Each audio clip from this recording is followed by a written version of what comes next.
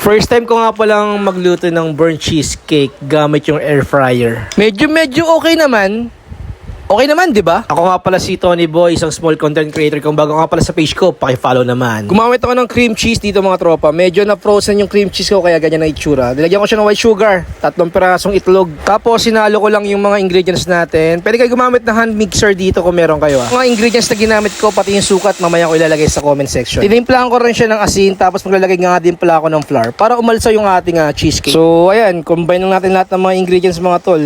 Continuous lang tayo sa paghahalo hanggang makuha natin yung tamang texture ng ating cheesecake. Naglagay nga rin pala ako ng all-purpose cream para mas creamy yung ating cheesecake, diba? Ayun mga tol, halo-halo lang tayo. Dapat smooth yung texture ng ating cheesecake para maganda yung kalalabas mamaya. Pa ako ng vanilla syrup para additional flavor sa ating cheesecake. Tapos i-transfer natin sa baking pan. Dapat merong wax paper yung mga tol para hindi dumikit yung ating mixture din sa ating lalagayan. Air fry ko lang to sa loob ng 30 minutes. Tapos yung temperature niya nga pala is 200 Fahrenheit. So kapag luto na, ganito na nga pala magiging itsura niya. Pero yung temperature pati oras mga tol, pwede naman kayo mag-adjust. Depende kung anong gusto nyong kalalabasan, di ba? So take note nga pala, bago nyo nga pala siya hiwain, i-rest nyo muna siya at least mga 6 hours. Or much better mga tol, i-chill nyo muna sa loob ng isang araw. Not bad for a first timer to cook a burnt cheesecake, di ba? So paano mga tol, magpapaalam na ako tapos ayun.